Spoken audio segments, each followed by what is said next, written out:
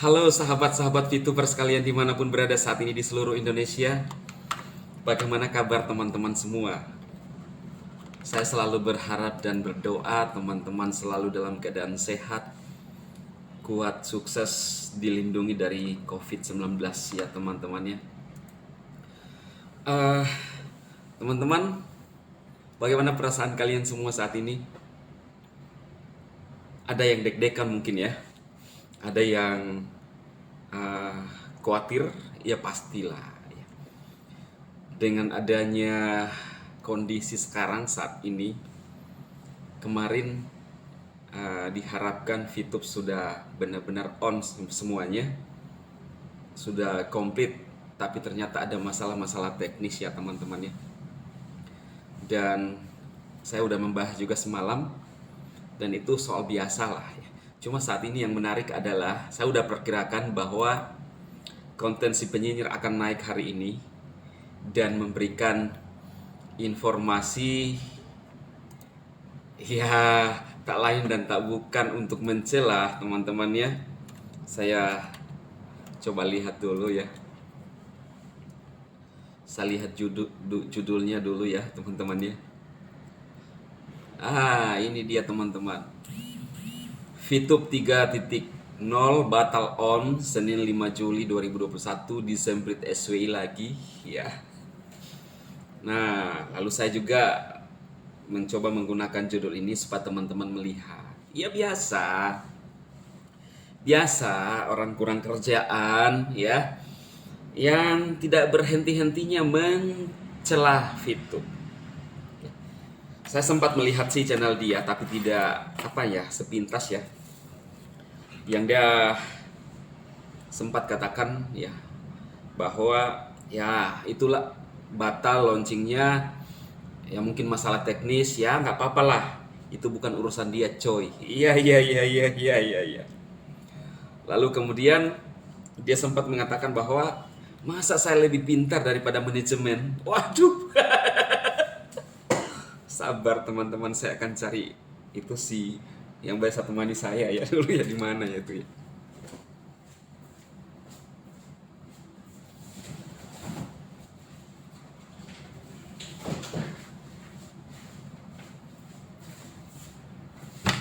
Nah, teman-teman ada ini ya.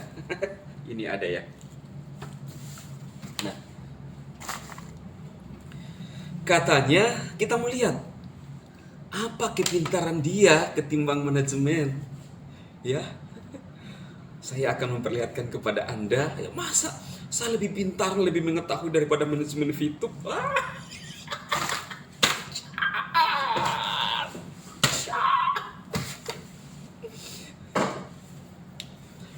Pintar dalam menyinyir VTube bisnis tipu-tipu. Tapi sampai sekarang, sampai pernah mengajak orang kalau ada yang ditipu datang kepada saya akan fasilitasi. Tidak ada sedikit pun dia akan ke Mabes untuk melaporkan, tidak ada. Justru yang keluar adalah normalisasi SWI. Lalu dia mengatakan Ponzi kok dinormalisasi. Jadi apakah ini cerdas, pintar? Aduh, inilah orang-orang yang terlewat percaya diri teman-teman ya. Saya benar-benar geleng-geleng kepala melihat orang ini yang begitu percaya diri, mengklaim dirinya cerdas. Pantas selalu mengatakan salam cerdas Indonesia aku. Tapi bukan urusan saya cuy, tapi dicela terus. Ya, apalagi? Katanya iklannya kosong, ya, iklannya kosong. Nah, di situ dia mengklaim dirinya bahwa masa lu tidak mengerti, lebih tahu saya karena iklannya kosong karena tidak ada yang masang iklan. Padahal jelas-jelas disampaikan oleh Pak Wilber bahwa ini adalah masalah teknis, dan yang akan mengerjakan ini adalah tim IT kita, teman-teman. Tim IT kita. Mana dia ngerti? Dia kan ngototnya itu mencela VTube dari dulu, ya kan? Dari awal. Tapi tidak ada satupun yang terbukti ngomongan dia. Baik tuh pernah mengangkat aplikasi lainnya itu Mimes, ya kan? Dia mengatakan bahwa Mimes pada videonya itu adalah Ponzi. tetapi terbukti Mimels menang di pengadilan. Artinya apa? Lu bisa berpandangan apa yang lu anggap itu ponzi, tapi belum tentu itu benar. Makanya jangan selalu paksakan pikiran lu, coy. Kecerdasan lu yang lu anggap benar. Aduh, nyinyir lagi. Lalu kalau judulnya apakah OJK semprit lagi, SWI semprit lagi karena batal on disemprit lagi? Nah, judulnya tidak sesuai. Kalau mau disemprit SWI tidak mungkin. Kan saya sudah bilang kepada Anda bahwa kalau sudah ditandatangani, masa mau dibatalkan lagi? Wah, itu lebih parah lagi, teman-teman. Itu namanya mau cari masalah dan ingin berhubungan dengan tim pengacara. Ya, tim pengacara dari Fitup. Apa teman-teman pikir Fitup ini tidak punya tim? Ya, punya.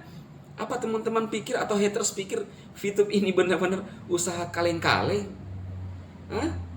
Aduh, gimana sih? Yang mengklaim dirinya lebih pintar, coy. Pintar apa ya? Kalau kita mengklaim diri kita lebih pintar, otomatis kita bisa memberikan solusi. Iya kan? Kita memberikan solusi. Nah sekarang, solusi apa yang lu tawarkan ke orang kalau lu lebih pintar?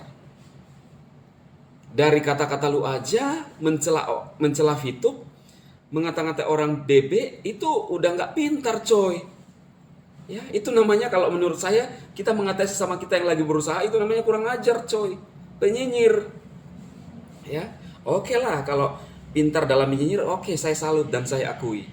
Ya. Pintar menakut-nakuti orang, saya salut. Ya, orang menakut-nakuti orang, teman-teman sering nggak nonton itu pocong-pocong itu atau kuntilanak? Kunti yang nakut-nakuti orang. Saya nggak bilang loh dia kunti ya. Ya saya nggak bilang. Ya. Dia kunti.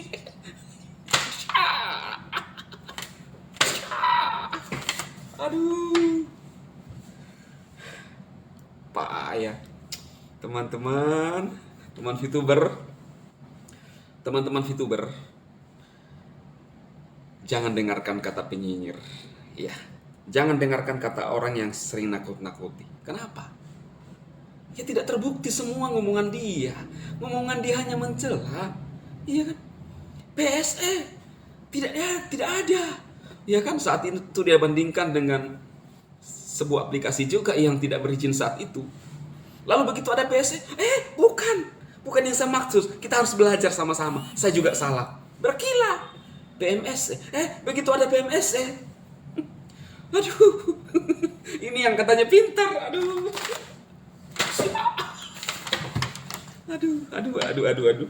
Lalu sekarang dapat normalisasi.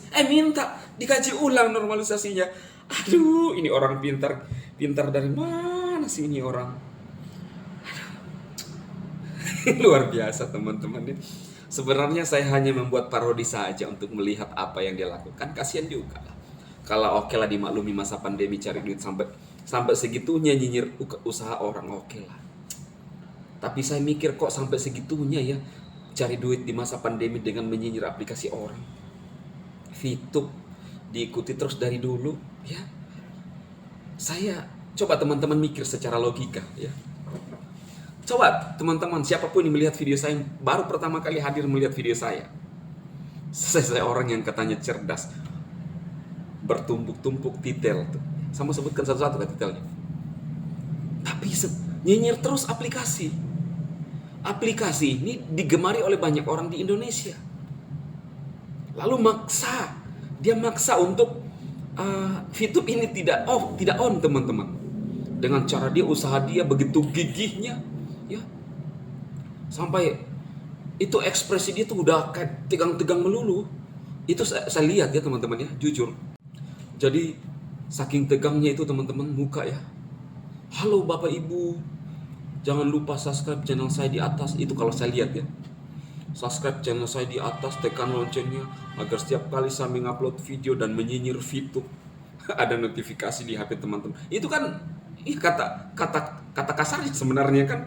Begitu saya nyinyir Fitup ada notifikasi, lalu kita bergosip tentang Fitup bisnis tipu-tipu, Fitur Ponzi, saya tidak terima kalau on, karena ini adalah permainan bebek dungu. Tapi sekarang kenyataannya hati saya sakit karena dinormalisasi oleh pihak regulator. Saya sakit sekali hati saya karena Fitop On yang tadinya dari tahun 2020 saya nyinyir Bapak Ibu, sekarang saya harus pakai baju hitam terus karena memendam luka yang terdalam buat saudara-saudara saya yang dikebuli terus oleh DHI untuk bermain ponzi. Padahal saya sendiri tidak dirugikan, 1 rupiah pun tidak masuk, Bapak Ibu. Bapak Ibu.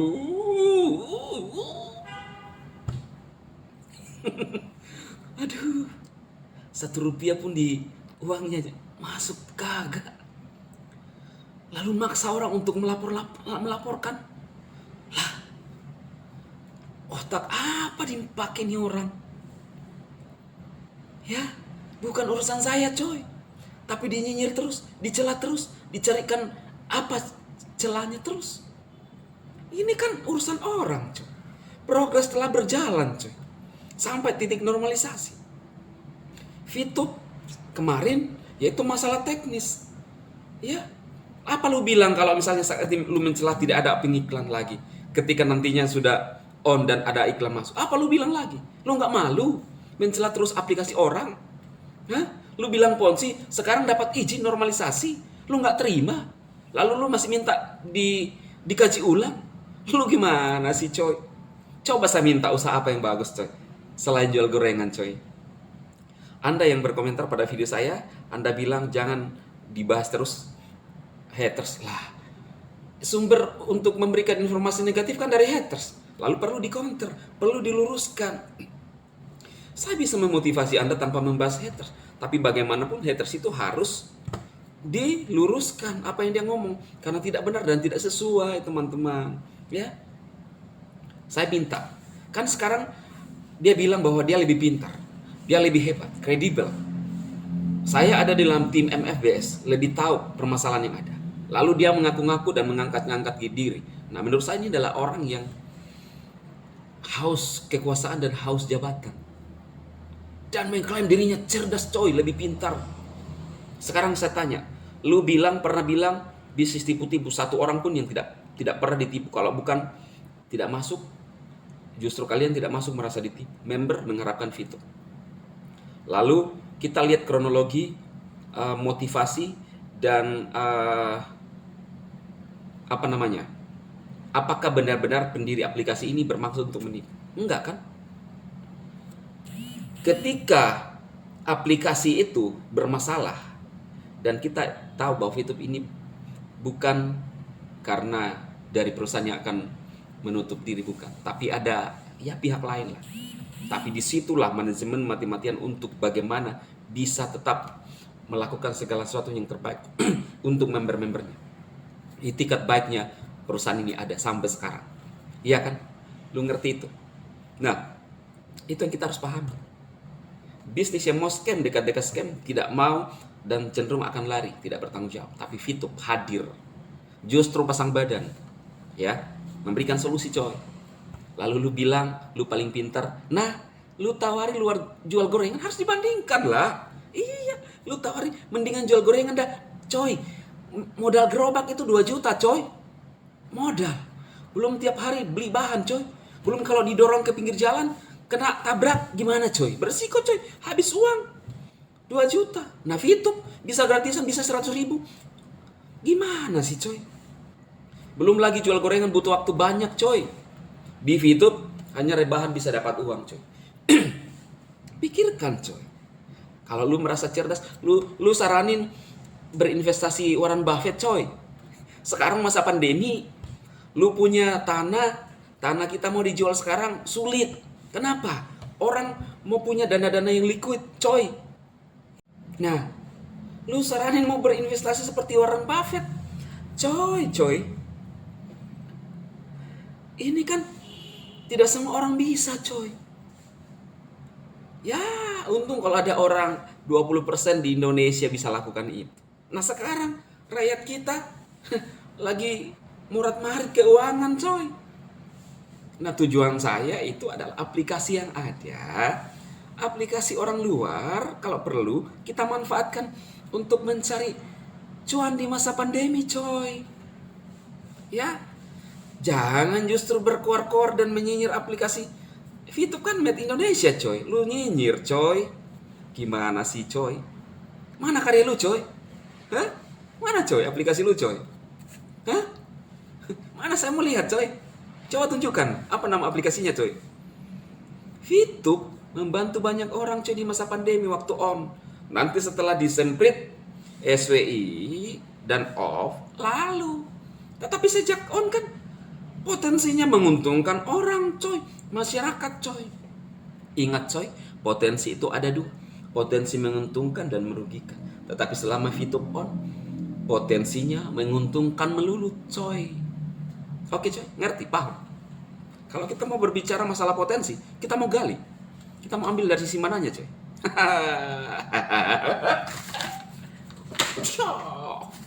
Gimana sih? Ya memang gini lah gaya DHI kan. DHI untuk kalau VTuber ya. Kalau saya jadi membahas VTube DHI seperti ini.